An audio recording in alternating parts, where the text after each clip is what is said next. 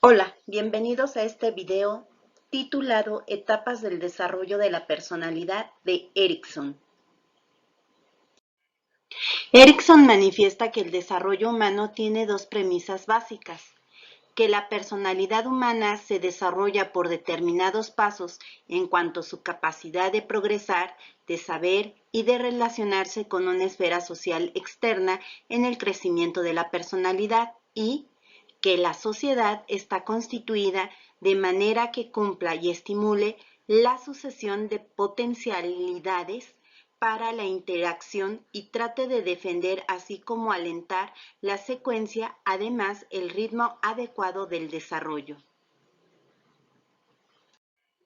Por lo que cada etapa del proceso de crecimiento del ser humano se caracteriza por una tarea de desarrollo específica o crisis debe resolverse antes de pasar a la siguiente etapa. De ahí que la fuerza, capacidad y aprendizajes adquiridos al resolver cada etapa influye en la personalidad, toda vez que sufre el influjo de acontecimientos anteriores o posteriores. Sin embargo, estas facultades psicológicas son más proclives a estas influencias en la etapa en la que surgen. En otro orden de ideas, es importante resaltar que, si no se resuelven los conflictos o no se superan dentro de la etapa en el proceso de desarrollo del ciclo de la vida del ser humano, esto trae como consecuencia que dentro de la formación de su personalidad pueda generar un trastorno o una psicosis que debe de ser tratada, ya que las etapas se suceden en el mismo orden y cada una se relaciona sistemáticamente con las demás. También es importante señalar que cada etapa del desarrollo de la personalidad tiene periodos de crisis en el que surgen y se ponen a prueba las fuerzas y debilidades que forman sus elementos esenciales, por lo que las crisis son momentos u ocasiones especiales en la vida, momentos de decisión entre avance y retroceso, en la que generan un aprendizaje, lo que permite al ser humano adquirir nuevas habilidades, destrezas y aptitudes. De ahí que el ser humano, dentro de la formación de su personalidad, en cada una de sus etapas de desarrollo, la crisis que suscite favorece el crecimiento, así como la capacidad de resolver conflictos o crisis, que permite tener un mayor sentido de su unidad interior, generar un juicio más claro y por ende un mayor anhelo por la vida. En la siguiente tabla podemos observar las 8 fases del desarrollo de la personalidad de acuerdo a Erikson. Primera etapa, infancia, confianza, desconfianza básica, sabiduría. Segunda etapa, niñez temprana, autonomía o vergüenza y duda, voluntad. Tercera etapa, edad de juego, iniciativa o culpa, propósito. Cuarta etapa, edad escolar, diligencia o inferioridad, competencia. Quinta etapa, adolescencia, identidad o confusión de la identidad, felicidad. Sexta etapa, juventud, intimidad o aislamiento, amor. Séptima etapa, madurez, productividad o estancamiento, interés. Última etapa, vejez, integridad o desesperación, sabiduría. Es importante resaltar que las primeras 3 etapas son una ampliación de la teoría de Freud: etapa oral, anal, fálica y genital, que se relacionan con órganos o culturas específicas. Primera etapa del desarrollo de la personalidad: confianza o desconfianza básica. Dentro de esta etapa, el ser humano se encuentra desamparado y dependiente en cuanto a la atención física y emocional.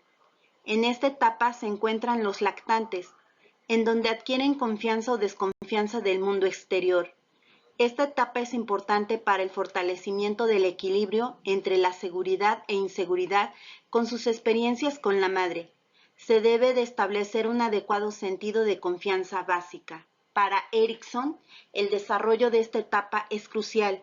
En cuanto a la relación de la madre y el niño, se centra en la boca y la experiencia de lactancia, toda vez que esta relación se pone a prueba cuando el niño empieza a morder. Es el comienzo de su habilidad de causar dolor. así como la capacidad de expresar enojo, rabia. Asimismo, el deseo de dañar. Además, se relaciona con el dolor de la dentación, es decir, dientes, que el lactante debe de aprender a resistir porque la molestia interna y la nueva capacidad de causar dolor son las primeras experiencias del niño de maldad y malevolencia. Etapa de autonomía, vergüenza y duda. Esta etapa se origina al momento de la maduración muscular y la habilidad de retener o liberar, además de que se adquieren destrezas mentales y físicas, hablar, trepar, sostener, comunicar, etc. También empieza a ejercer control sobre sí mismo y sobre el mundo exterior. Las características o modos básicos de esta etapa son el asir, agarrar, coger o tomar, retener, soltar o liberar. En cuanto a la retención y liberación, tienen aspectos positivos y negativos, ya que retener puede convertirse en una restricción cruel o ser una pauta de interés. Soltar puede referirse a la liberación de fuerzas destructivas o ser un permiso para relajarse, por lo que dentro de esta etapa se va formando el libre albedrío en cuanto al sentimiento de autonomía, favoreciendo la capacidad de elegir lo que quiere conservar o lo que desea rechazar. Continuando con esta segunda etapa, se somete a prueba cuando surgen deseos o impulsos repentinos y firmes de tomar o eliminar algo impresionante. Asimismo, dentro de esta etapa, el niño de 2 años, su palabra favorita es no, además de formar su conciencia rígida y exigente, por lo que tiende a juzgar y manipular, por lo que se puede generar la vergüenza y la duda de sí mismos. Dentro de esta etapa se debe de desarrollar la voluntad, control de los propios impulsos con juicio y discernimiento, aprender a tomar decisiones. En definitiva, la voluntad es la determinación de ejercer el libre albedrío, así como la moderación a pesar de la experiencia inevitable de la vergüenza y la duda. Tercera etapa, iniciativa o culpa. En esta etapa el niño ya tiene mayor movilidad y se vuelve inquisitivo. Su lenguaje crece, así como su capacidad de imaginar, adquiriendo un sentido del dominio y responsabilidad. El juego es la actividad básica. Asimismo, dentro de esta etapa se desarrolla el interés de conocer todo. Quiere descubrir y aprender. La palabra favorita es ¿por qué? Es la etapa de la curiosidad y aprendizaje. Por lo tanto, va a aprender la prevención, además de adquirir sentido de dirección y finalidad. Asimismo, se van desarrollando el sentimiento de culpa, se puede generar ansiedad, el niño se vuelve consciente, los padres deben de estar atentos. Lo más importante es guiar, no reprimir o castigar. Se deben de establecer límites, por lo que es necesario atención y dirección para una actitud determinada. Cuarta etapa, diligencia o inferioridad. Se desarrolla la vida fuerte del núcleo familiar. Se da comienzo a la vida escolar. Es aprendiz y asistente en el trabajo de los padres. Se debe de abrigar un sentimiento de satisfacción por el desempeño de un trabajo debidamente realizado. En esta etapa es el desarrollo de habilidades, destrezas y tareas que valora la sociedad, así como actitudes y opiniones, por lo que los niños que no desarrollan dichas habilidades, además, no progresan y que no adquieren el respeto de sus padres, maestros, familiares, llegan a tener sentimientos de inferioridad o no llegan a adaptarse. El desarrollo de competencias es elemental, toda vez que el sentido de laboriosidad, la adquisición de habilidades prácticas, capacidades, destrezas e inteligencia son vitales para toda su vida. Quinta etapa, identidad o confusión de la identidad. Esta etapa se desarrolla en la adolescencia, en la cual el cuestionamiento de ¿quién soy yo? Aparece un nuevo sentido de identidad del yo. Comprende la habilidad de integrar los modelos del pasado con los impulsos, aptitudes y destrezas, así como las oportunidades que le ofrece la sociedad. El sentimiento de identidad del yo es la confianza acumulada en la que la mismidad y la continuidad interior del pasado, toda vez que la adolescencia es un periodo de transición de la niñez a la vida adulta. De igual forma, es una etapa crucial en la vida del ser humano. En este periodo, las limitaciones sociales y las presiones pueden tener un efecto muy fuerte, ya que el adolescente sufre confusión de papeles en cuanto a su identidad sexual, la toma de decisión de una profesión adecuada, así como encontrar un lugar significativo en la sociedad. Asimismo, en esta etapa, la incapacidad de controlarse e identificarse con un modelo individual y cultural que inspire y dirija ocasiona un periodo de indecisión e inseguridad. En esta etapa se corre el riesgo de una identificación desmesurada sobre líderes de pandilla, por lo que los sentimientos que se albergan son de aislamiento, vicio, ansiedad, angustia e indecisión. Asimismo, la incapacidad para tomar decisiones importantes para el resto de su vida, por lo que la fuerza básica es la felicidad, siendo un umbral de la vida adulta. Esta es la capacidad de preservar las lealtades concedidas libremente, a pesar de las contradicciones inevitables del sistema de valores, parte esencial de la identidad del ser humano. Sexta etapa, intimidad o aislamiento. Esta etapa se da en la juventud. Se debe de lograr el sentimiento de independencia de los padres y escuela, establecer amistades e intimar en relaciones, así como de responsabilidad. Se debe de consolidar un sentido de identidad estable. Por consecuencia, se está listo y preparado para tener una relación con una pareja, una unión e intimidad con una persona. Es importante la responsabilidad y el compromiso.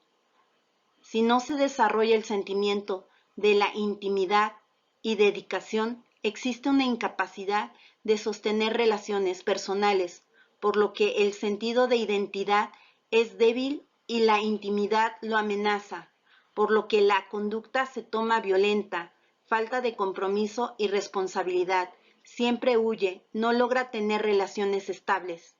La virtud que se alcanza dentro de esta etapa es el amor, la cual incluye una identidad compartida y la validación de cada miembro en la pareja a través de otro, creándose la unión del servicio de unos ideales, el hogar o el país, para lo cual se requiere una verdadera reciprocidad e intimidad.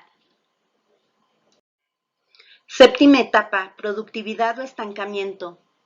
Etapa adulta, compromiso íntimo con los demás, preocupación por orientar, guiar, apoyar a la siguiente generación. Implica la creatividad en la vida laboral y personal.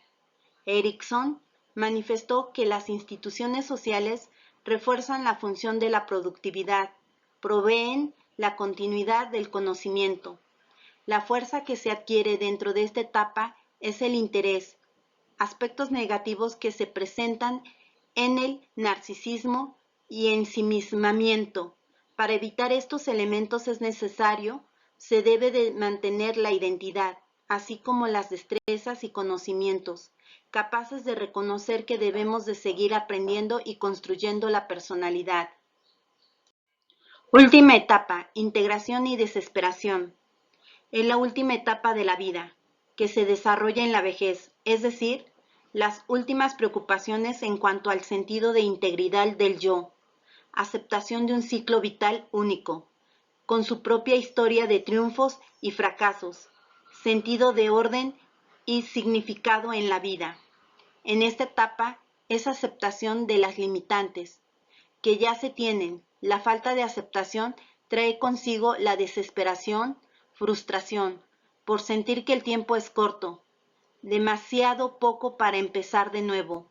Se puede generar síndrome, así como trastornos de la personalidad en cuanto a la no aceptación del deterioro de algunos órganos vitales, miedo a la vejez, a la muerte, rechazo de los valores, instituciones y estilos de vida de los demás. Se puede llegar a desarrollar conductas criminales por la falta de aceptación.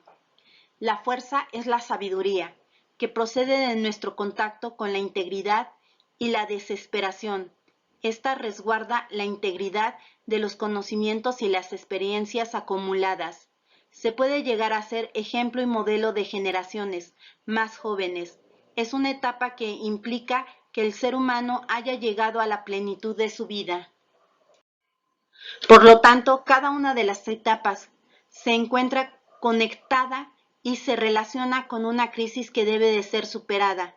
Además, que se encuentra integrada con un ambiente social, una fuerza y otras dimensiones. Cuando la balanza de la identidad del yo se inclina a aspectos negativos o no es superada debidamente, la crisis puede generar un trauma, trastorno de la personalidad o psicosis, que hace que se desarrolle una conducta criminal.